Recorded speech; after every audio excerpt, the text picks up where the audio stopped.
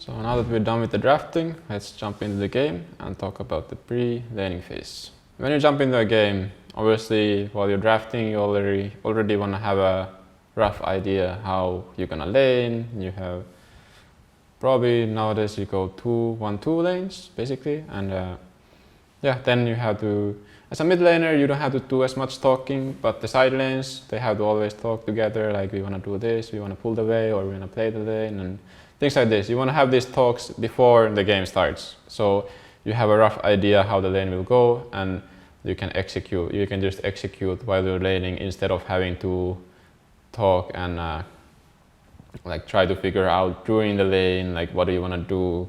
So it really makes more sense when you have this downtime before the game starts. You have a lot of time to talk, so use that wisely and you're gonna crush the lane if you do that.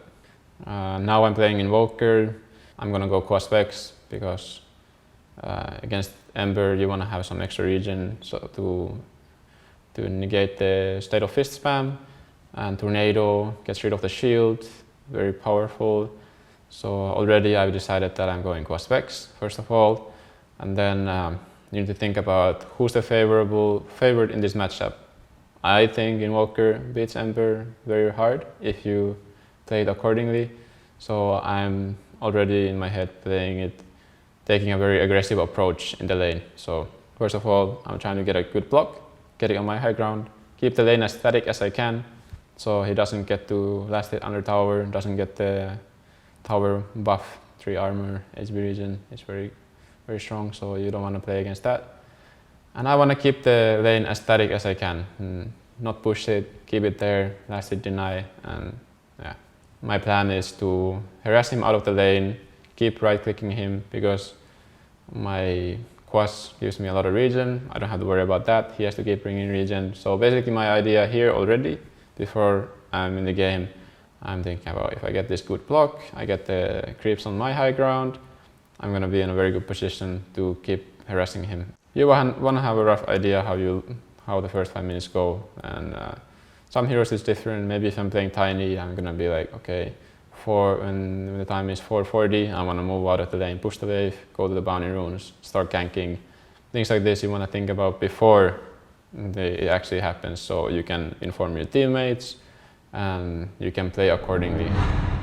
Usually when you play mid lane, your starting items are almost always the same. You get pulled 2 tangos from your support, you go for the double circlet, and then if you are in hero, you go for the mantle and then iron brands and a fairy fire. This is very standard item build for almost every ranged mid hero. I mean, of course, if you're Aggie hero, you go for the slippers instead of the mantle, but other than that, it doesn't really change too much for ranged heroes, and it's just it gives you the highest amount of damage, highest amount of stats, so you have the highest chance of getting last hits and harass, so it's probably the best build you can go. Then you also want to think about how are you going to itemize in this lane, what is it that you need against this hero. Probably some heroes you want to already quick buy extra regen, maybe a bottle, but now I'm playing Invoker, I'm playing Vex. This hero, he has a Quas, he doesn't need any extra regen. He doesn't need bottle because he has the EMP, Tornado, he doesn't need extra mana because of that.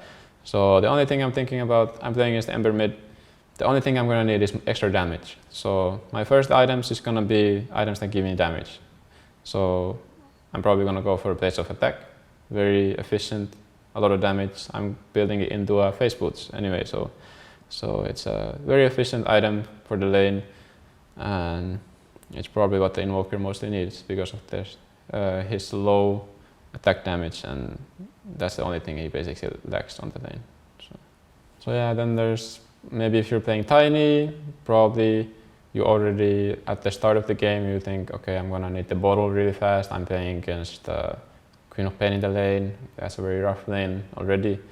So you're gonna need to bring a lot of extra regen so you can spam your spells, you can stay on the lane, sustain the dagger spam.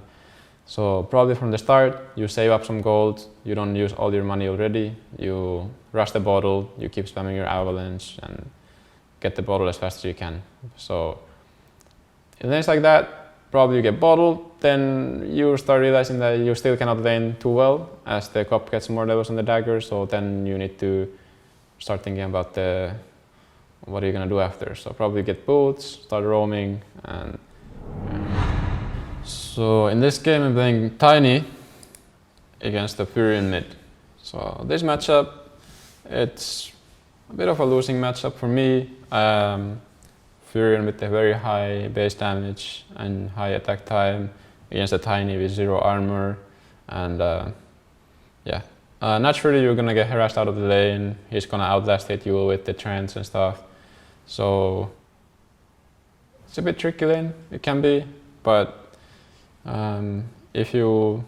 before you go to the lane and you start already thinking about, well, how do I overcome these things he wants to do to me, like harassing me out of the lane and outlast hitting me.